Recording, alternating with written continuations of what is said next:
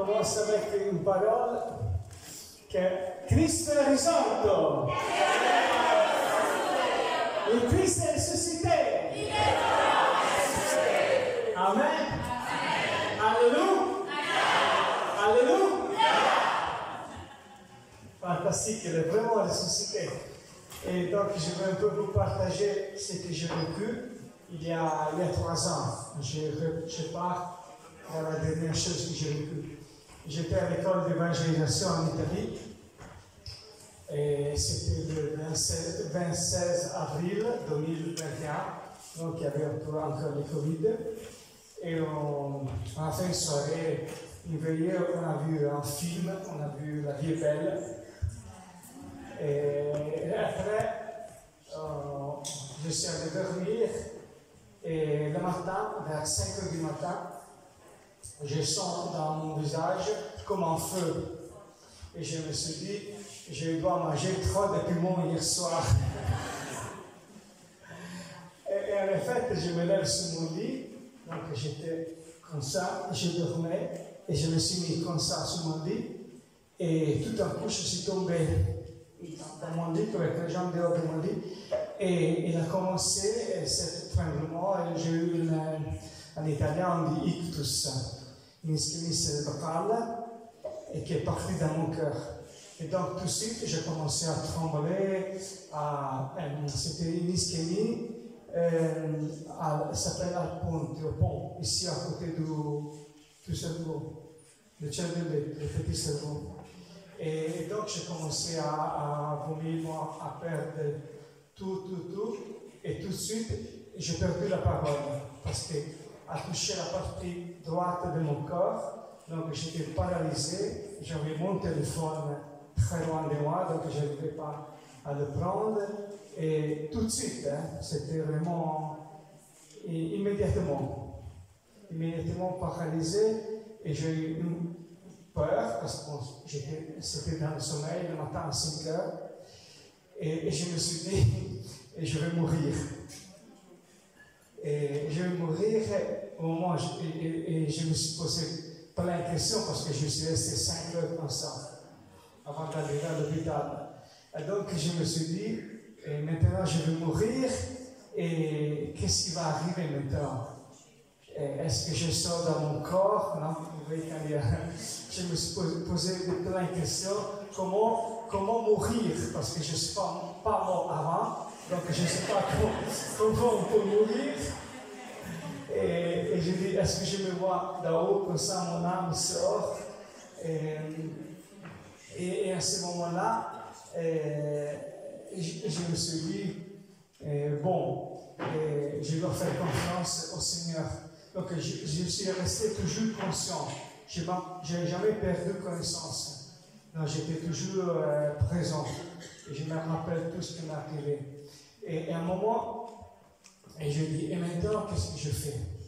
Et alors, comme j'ai appris souvent, mon père, je m'abandonne à toi. Ça fait 20 ans que j'ai appris tout le soir. La première réflexe que j'ai eu, la première grâce que j'ai reçue, c'est je pensais à un garçon de l'école qui s'appelle Andrea, et c'est arrivé la fin de l'année, et donc on doit faire un discernement, et je lui dis, Andrea, écoute, il faut avoir confiance avec le Seigneur, il faut s'abandonner. et à ce moment-là, je pensais à ça, et je me suis dit, Gianni, tu es prêt à parler de la confiance aux autres, de l'abandon aux autres, mais maintenant que c'est à toi de le faire, qu'est-ce que tu fais? Et alors à ce moment, je dis, comme le Seigneur, un peu sur la croix, je dis, Seigneur, je m'abandonne à toi, je vais mettre mon âme en toi. Et à ce moment-là, il est rentré une paix dans mon cœur incroyable. Et si je ne l'avais pas vécu, je ne peux pas la raconter.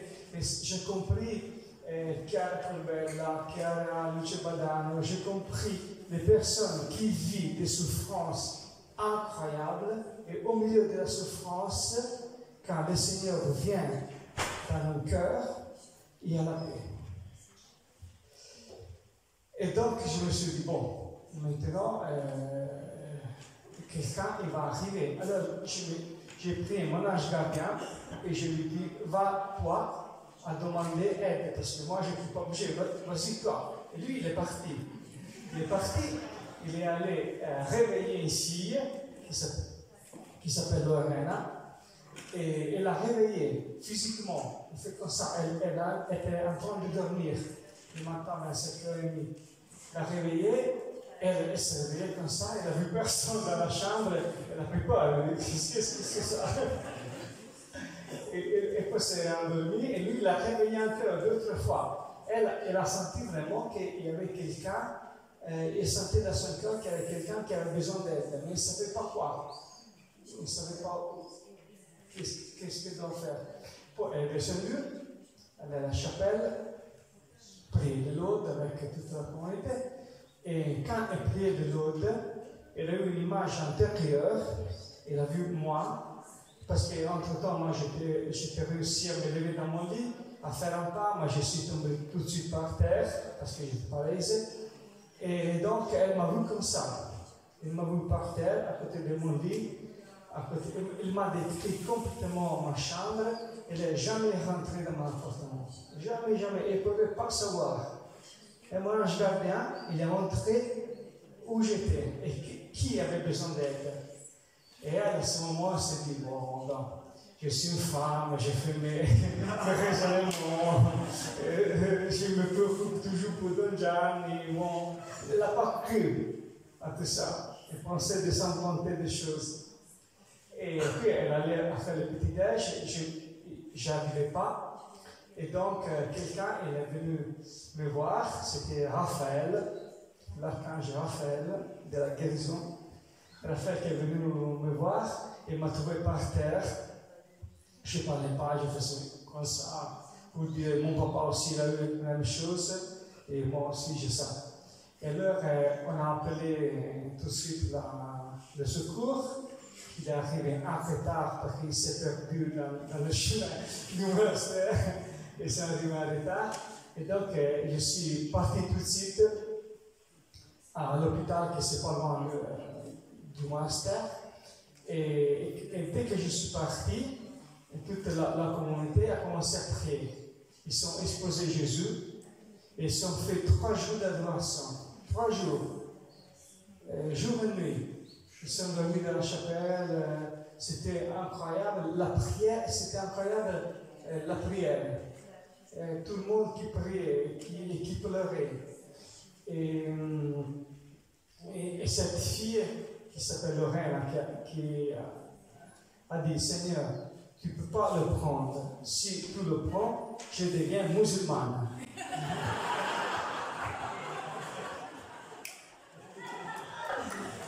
Je change de foi. Mais si tu vas les guérir, tu peux me demander ce que tu veux. Et maintenant, elle est rentrée chez l'Église, ça fait 1 an. Elle est chez l'Église.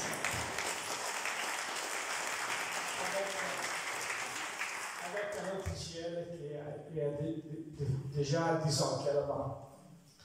Et donc, une prière incroyable, un peu partout. Et j'ai découvert 2 choses.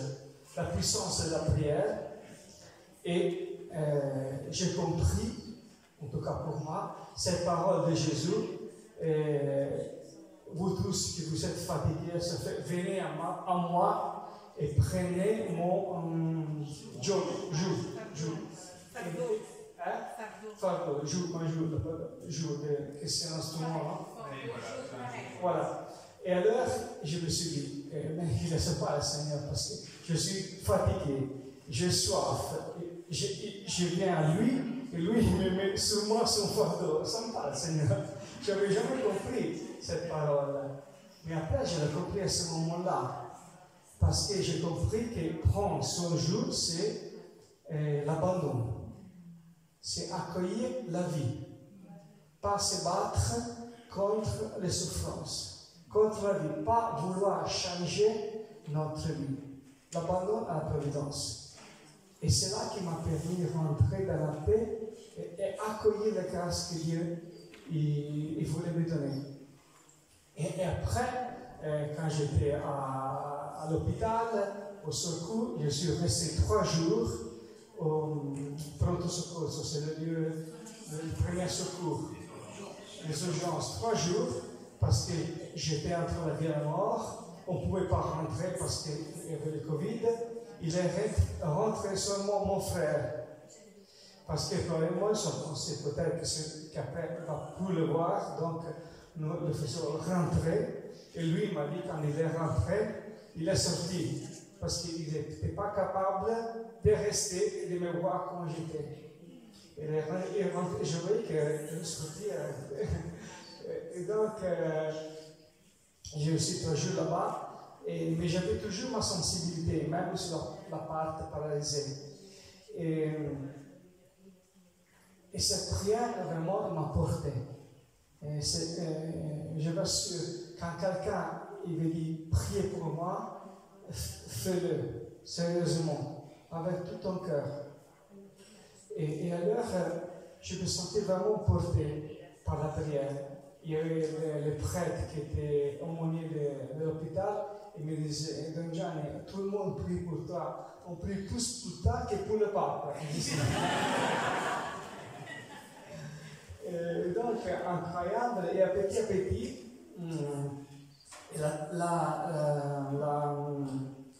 la femme, le docteur, c'est une femme qui m'a accueilli au secours. Après, j'ai découvert que c'était chrétien, catholique. Et quand elle m'a vu, elle m'a dit, moi, je ne t'ai pas touché.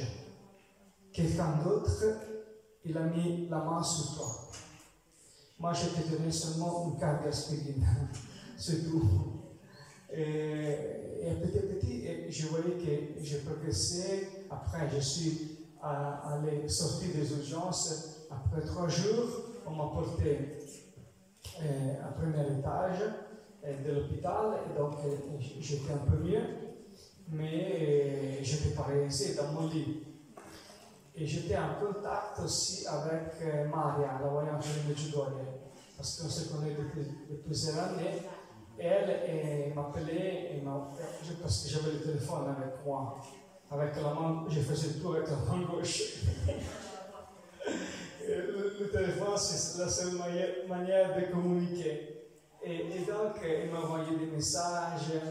Elle me disait, ne t'inquiète pas, Gianni, parce que je prie pour toi. Tous les jours, l'apparition à la Sainte Vierge, je tire tellement le vêtement de la Sainte Vierge qu'il va rester sans vêtement. Je lui demande la guérison complète. Et puis, dans notre message, il me dit, ne t'inquiète pas parce que tu vas guérir complètement. Est-ce que tu as compris?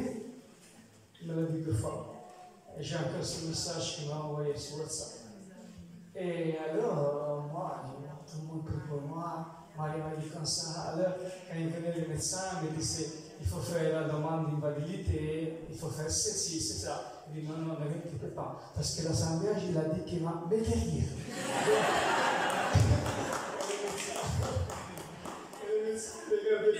C'est complètement faux. C'est le cerveau parti, il n'y a plus rien. Et effectivement, petit à petit, j'allais beaucoup mieux. Et puis j'étais en contact aussi avec Maria Romero Martinez, Maria d'Espagne. Elle est là, et elle m'a envoyé, je ne sais pas pourquoi, la neuvaine à la Vierge de Fatima en espagnol. Moi, j'ai lisé un peu en espagnol, j'ai fait la neuvaine chaque jour. Et le 13 mai, le matin à 6 heures, j'ai senti la présence physique de Marie au pied de mon lit. Elle me disait, ne t'inquiète pas, parce que moi, je suis ici, avec toi. Et je me suis dit, c'est un vrai maman. Parce qu'un vrai maman, elle reste toujours avec ses enfants. Et après, dans l'après-midi, il arrive un ami prêtre qui s'appelle Blédard, c'est un prêtre d'Albanie, on a fait le séminaire ensemble, et on a prié, et on a fait confession. Sacrement est malade, il m'a donné l'Eucharistie, et à ce moment-là, j'ai senti de me lever. Je ne pouvais pas, hein, parce que le médecin ne voulait pas que je me lève. Je me suis levé, mais je me suis à mon lit così, et je fais le premier pas. Et j'ai fait les cartons, j'ai fait le premier pas, mais ne dis rien au médecin. Hein. Et donc, on s'est embrassés un peu ensemble. Et petit à petit, comment j'ai commencé à marcher, et j'étais aussi dans le fauteuil blanc. Je demandais de pouvoir célébrer la messe dans ma chambre. Et donc, le matin, à 5h, 5h30, j'ai célébré les messes, et c'était des messes fantastiques. Vraiment, les messes plus belles de ma vie. Parce que j'étais en train de célébrer ce que je vivais un peu. Et à ce moment, quelques jours après, il y a une infirmière qui rentre dans ma chambre et qui m'avait dit, Gianni, tout ce que tu as besoin de moi, je suis ton ange gardien, tout ce que tu as besoin. Et elle arrive à côté de mon lit et sent un parfum de rose. Elle me dit, mais Gianni, qu'est-ce que c'est ça ici? Je sens un parfum de rose. C'était le Covid. Tout était fermé. Et elle a essayé de voir si c'était des fleurs. Et je dis, non, il n'y a pas de fleurs ici, il n'y a rien. Ici, moi, je célèbre la messe tous les jours. Et j'ai un relique de Padre Pio. Alors, quand j'ai vu comme ça, elle a commencé à pleurer, vraiment. Et après, j'ai découvert que c'était l'épouse d'un de mes amis du lycée. C'était mon voisin à l'école, dans la même classe. Et il a eu une conversion, et vraiment, je célébrais après les 25 ans de leur mariage, juste au mois de septembre, quand je suis sorti. Et donc, j'ai eu vraiment plein de miracles. Et surtout, les infirmières, les personnes me disaient, quand j'étais dans mon lit, merci Gianni, merci. Moi, je me disais, pourquoi ils me disent merci? Je ne fais rien. Je suis dans mon lit, je fais 200 000 missions. On ne m'a pas dit merci comme en ce moment. Et après, j'ai compris après. Parce que quand on est malade, on n'a pas trop envie d'être dans le joie de la paix. Sûrement, les infirmiers de tout, ils voyaient la différence des personnes qui étaient énervées, qui étaient en colère, et moi, qui par la grâce de Dieu, j'étais dans la paix et même dans la joie. Et donc, je me suis dit, j'ai évangélisé beaucoup en ces 2 mois que toute ma vie. Parce que j'étais avec Jésus. Et donc, j'ai compris que l'évangélisation, comme disait François, évangéliser avec votre vie, et si nécessaire, avec des mots. Et donc, c'était incroyable. Petit à petit, j'ai commencé à marcher. Et après 2 mois, je suis sorti de l'hôpital, je marchais, je parlais complètement. Après 2 mois, le 27 avril, l'accident, et le 25 juin, je suis sorti de l'hôpital. Et c'était la fin de l'école, c'était la messe finale d'envoi en mission. Alors, je me suis mis d'accord avec l'évêque qui s'était passé, qui venait célébrer. J'ai dit, on va faire une blague. Je viens d'arriver, on ne dit rien que je sors de l'hôpital. Je viens, je fais une surprise. Il dit, ok. Donc, personne ne savait, sauf 2 ou 3. Et je suis arrivé le matin, c'était le 27 juin, donc on m'a déplacé d'une semaine à la messe finale. Et je suis arrivé, et quand on m'a vu, c'était tous comme ça. Ah, ils commençaient à sauter, à crier, à embrasser, tout ça. Et moi, je pensais à Jésus. J'ai dit, mais figure-toi, eux, ils sont contents, hein, pour moi, qui j'étais presque mort et je suis presque ressuscité.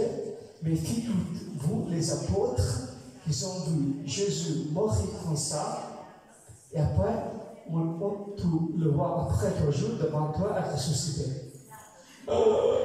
Ça, un infarctus. Non, mais c'est vrai.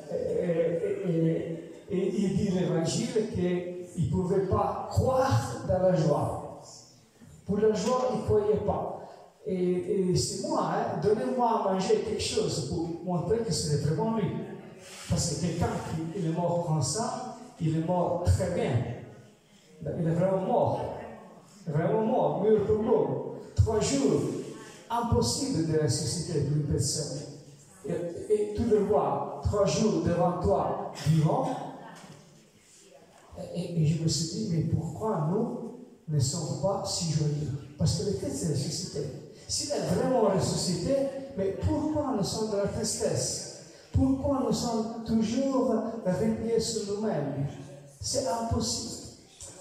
Et Pape François, dans la première encyclique qu'il a écrit, il a dit les chrétiens avec le visage des funérailles. La faccia da funérailles. C'est pas un chrétien.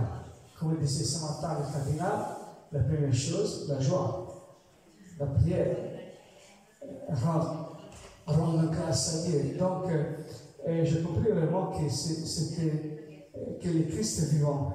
Donc, quand j'ai commencé à bouger, la première chose que les médecins m'ont dit, il faut que tu bouges la main, les doigts de la main.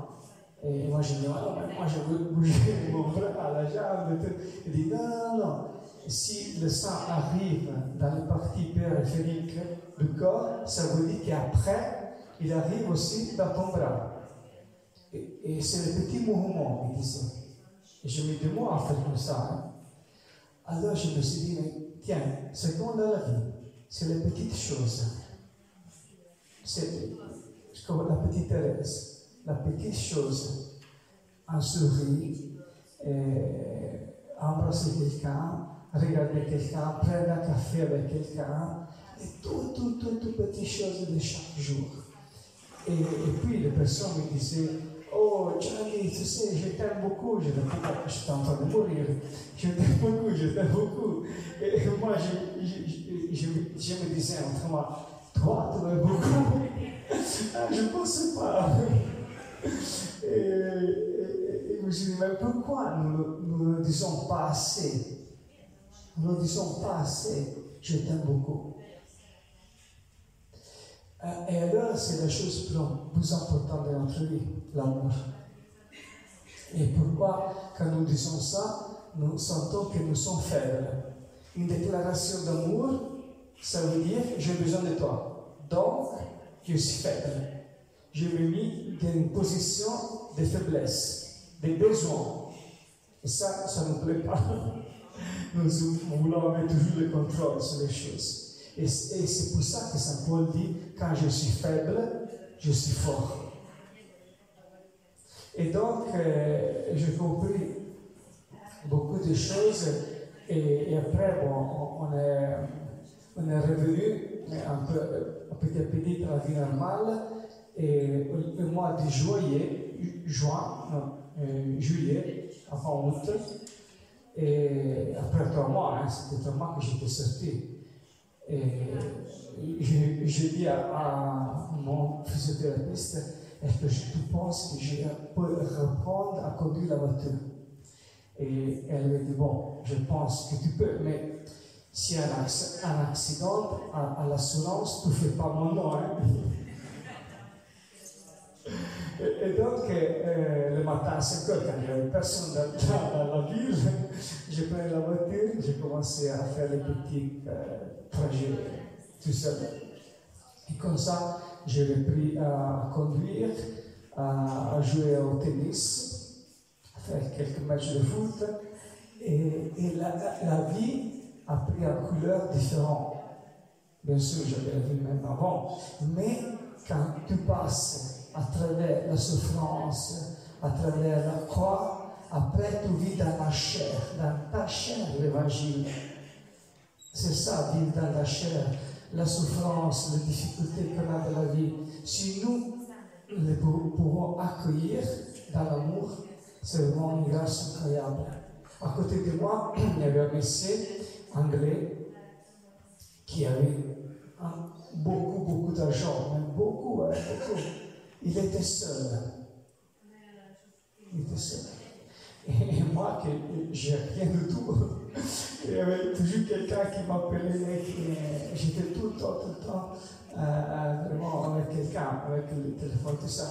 Et il me disait, dis-donc, Dajani, combien de personnes ils te connaissent, ils te envoient des messages et tout ça. Et j'ai compris que l'amour sauve.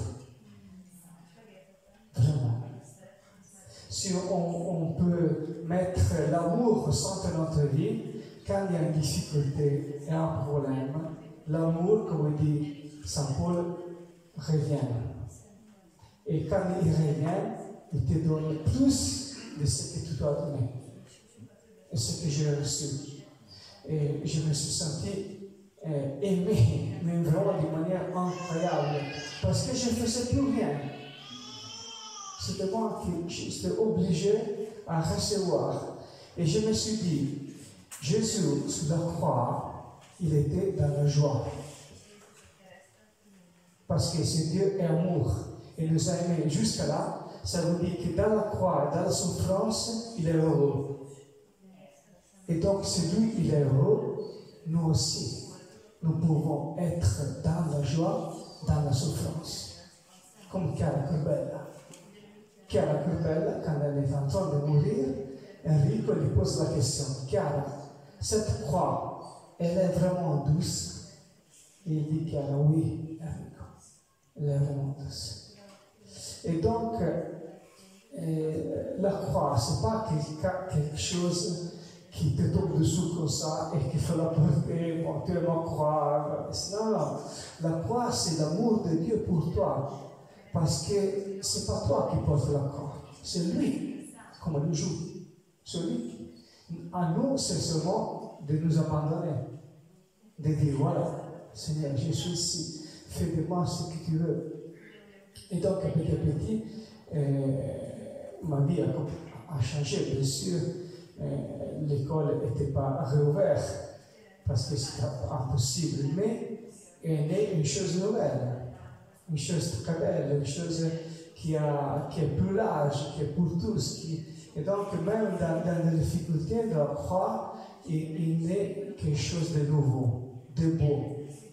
Et c'est lui qui te fait. C'est pas moi. C'est pas moi, je veux faire, moi, je veux. Tu sais, Saint-Pierre, quand il dit, Seigneur, moi, je donnerai ma vie pour toi. Et après, dans ma petite sermon, il va le régler. Mais après, quand le Seigneur le rappelle, Pierre, est-ce que tu m'aimes? La traduction grecque, c'est différent.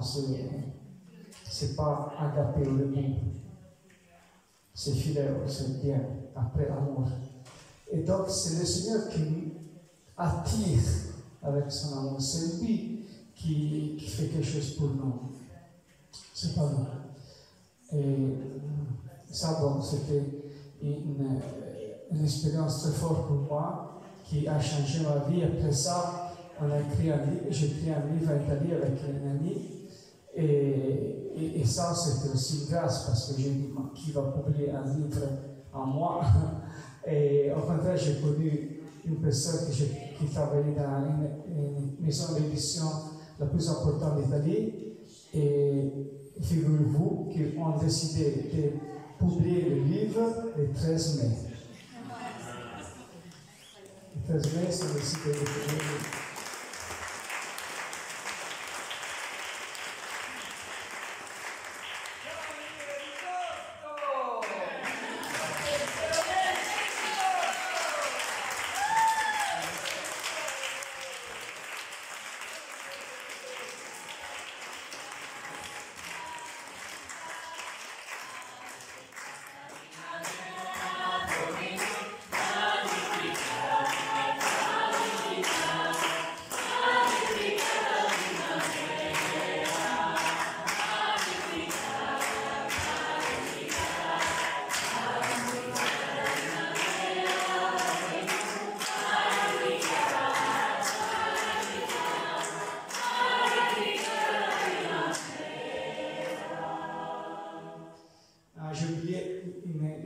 choses parce que j'avais des questions aussi.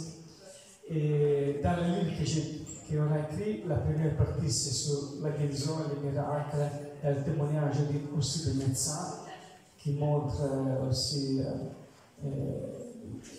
la guérison miraculeuse. Après, il y a le témoignage mon début de conversion et vocation. Et la troisième partie, c'est l'école d'évangélisation et la mission. Donc, en ces trois parties.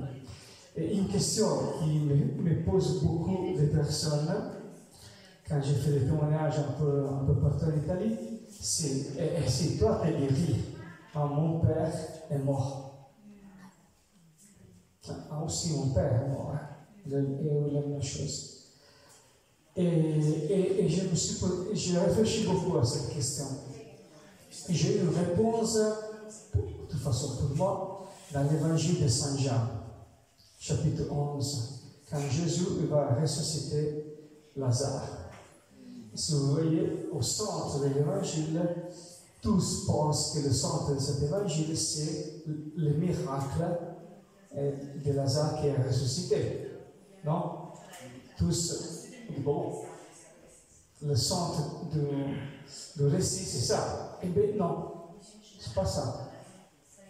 Le centre de cet récit, c'est 42 versets. Au verset 22, c'est écrit que Jésus, il va vers le lieu, la maison de Marthe et Marie, à Béthanie, et Marthe court vers lui.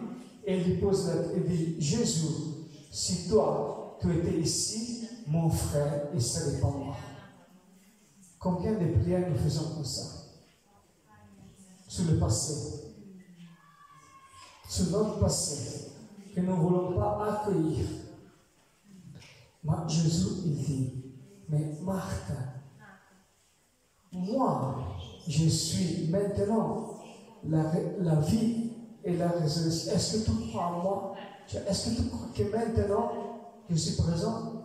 Je suis la vie éternelle, je suis la vie, je suis la résurrection et la vie. Est-ce que tu le crois? Elle dit oui. C'est un des très peu cas de l'évangile, seulement un ou deux, il n'y en a que ça. Elle dit, je crois que tu es le Fils de Dieu, le Messie, et on va ressusciter le même jour. Il fait une profession de foi incroyable. Et alors Jésus dit, ok, alors on y va. On va chez Lazare. Et c'est la première fois que dans l'évangile, avant que le miracle soit fait, Jésus explique. Donc, il y a une foi incroyable, cette femme.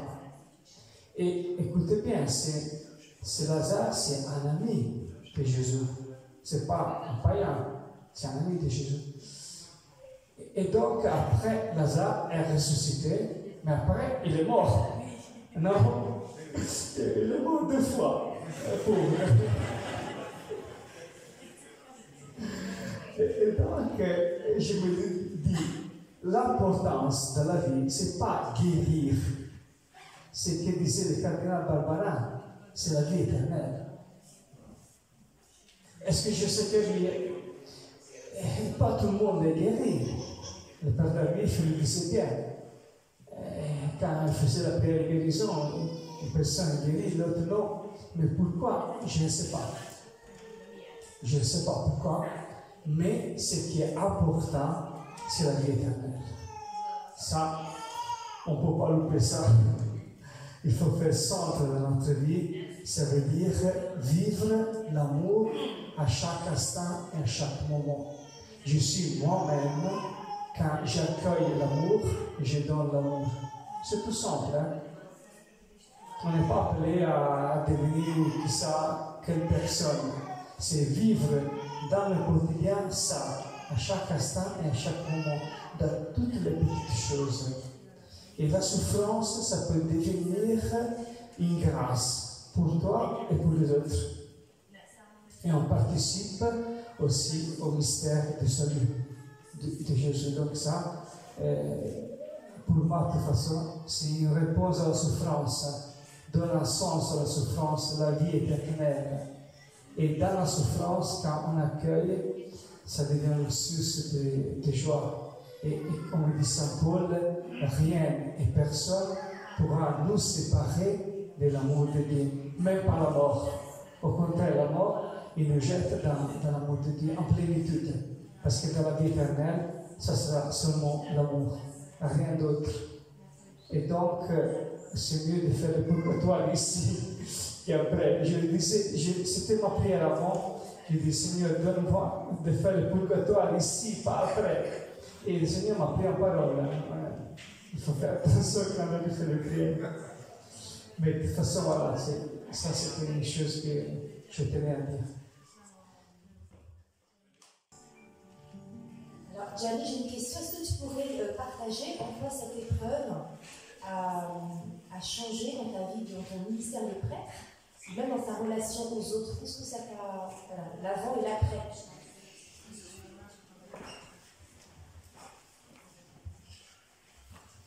D'abord, pour moi, c'était vivre plus une intimité avec le Seigneur. Ce que j'ai vécu pendant la maladie, grâce à la souffrance, c'est cette intimité avec le Seigneur. Et donc, une relation plus forte avec lui. Et j'aime une parole du Père Tardif qui dit: le Seigneur aime bien que nous parlons de lui, mais il aime plus que nous parlons avec lui. Et donc, parler beaucoup plus avec lui, bien sûr, aussi de lui, mais ça. Et aussi, et après, c'était la relation avec les autres, c'est pas vouloir faire beaucoup ou de grandes choses, des missions, etc., mais les petites choses. Dans les petites choses, prendre un café avec quelqu'un, aller trouver quelqu'un. Des fois, je vais souvent à l'hôpital où j'étais, je vais une fois par semaine, mais comme ça, spontanément, ce n'est pas un ministère. Et je vais rencontrer des personnes, des fois des malades, c'est faire mémoire pour moi de ce que j'ai vécu, parce que pour ne pas l'oublier, parce que maintenant je vais très bien, donc on pourrait oublier les choses, non? Et au contraire, non, c'est cette relation surtout avec les malades, et avec les pauvres, avec ceux qui n'ont rien. Et je me sens bien quand je suis dans l'hôpital, par exemple. Et je sens tout de suite un cœur accroché avec l'autre. Merci, Dom Gianni. Merci beaucoup.